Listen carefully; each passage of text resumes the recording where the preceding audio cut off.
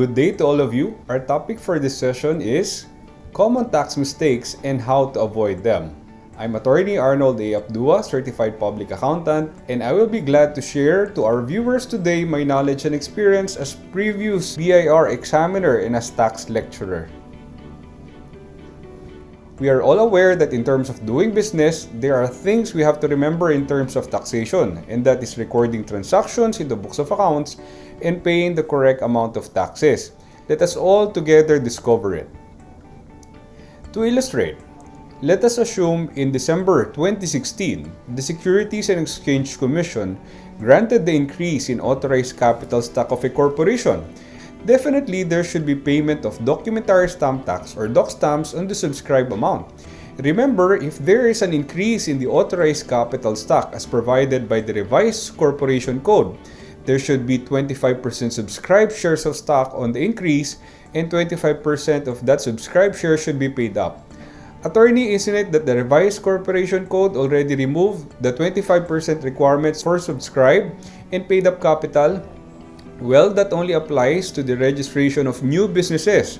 But for existing corporations who would like to increase their authorized capital stock, as provided by the revised corporation code, there is still that 25% subscribed and 25% of the subscribed should be paid up.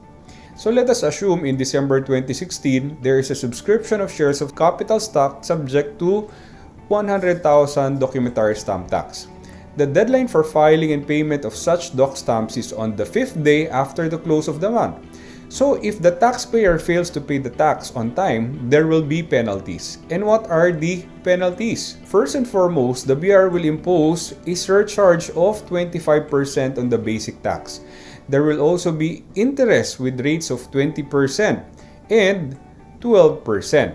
And attorney, why is it that there are two interests? Well, if we will look at the change in the tax code provisions, before the train load, the interest imposed was 20%. But effective January 1, 2018, it was reduced to 12%. That's why there is a split as to the computation of the interest. We also have compromise penalty amounting to 15,000 pesos. Compromise penalty is actually in lieu of criminal prosecution. So with this particular transaction with the 100,000 basic documentary stamp tax, there is a total penalty of 71,726 or a total deficiency documentary stamp tax of 171,726.03. However, this refers to transactions that originated from mistake, inadvertence, or in short, pagkakamali.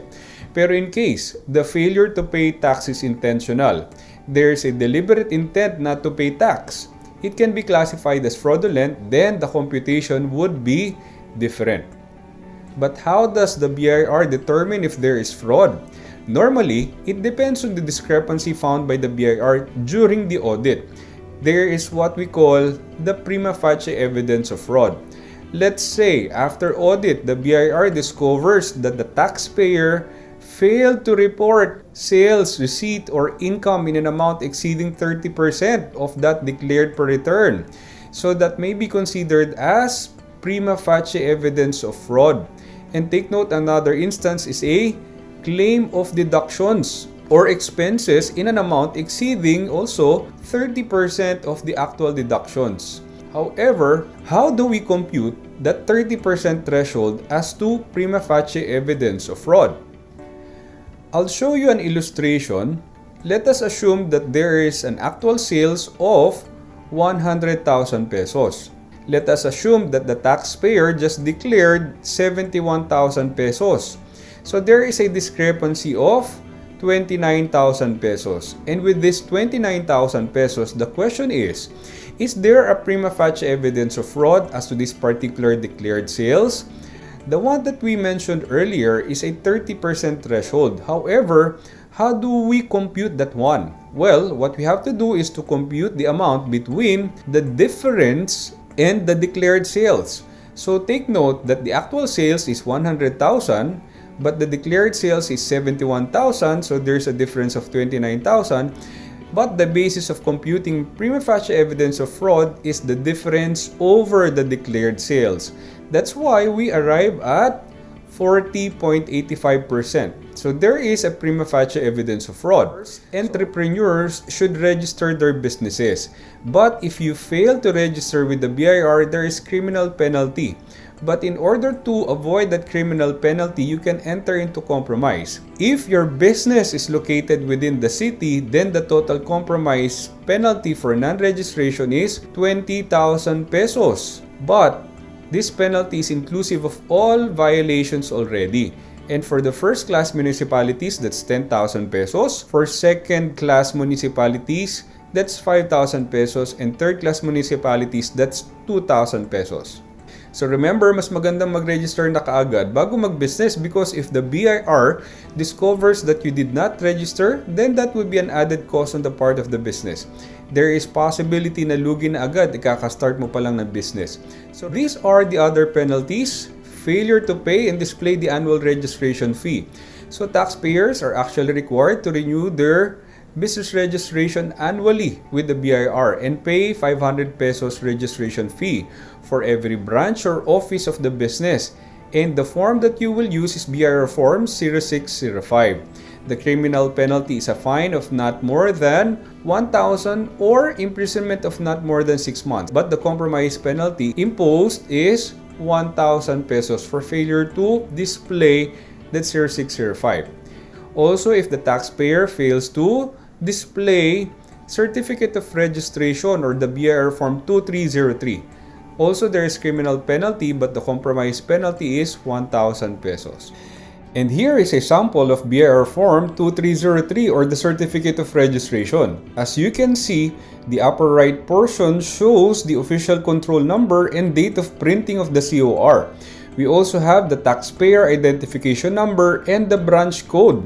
Take note that the first 9 digits represent the permanent TIN of the taxpayer, but the last 5 digits show the branch code. Kaya nga, actually, kapag pupunta kayo sa isang fast food restaurant like Jollibee, you will see that the last digits of the TIN represent kung pang ilang branch na yun ang Jollibee head office. Pero iba pa yun sa ibang franchises na maraming branches. We also have the name of the taxpayer, the date when the TIN was issued, and the taxpayer's registered address. But the main portion of the COR is yung mga tax types. This indicates the taxes to be paid by the taxpayers. For example, merong documentary stamp tax. We have the registration fee, corporate income tax, and the withholding taxes.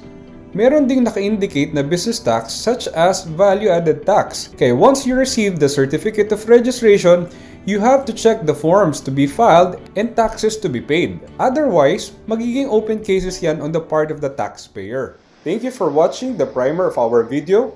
If you want to have access and watch the complete discussion of the topic or share it to your colleagues and together learn more about taxation, you can contact us at services@aaacpas.com.ph or call us at 02-7586-8909 for further details. I hope you learned from my discussion. This is Attorney Arnold Abdua, CPA of AAA & Company CPAs, and see you on my next videos.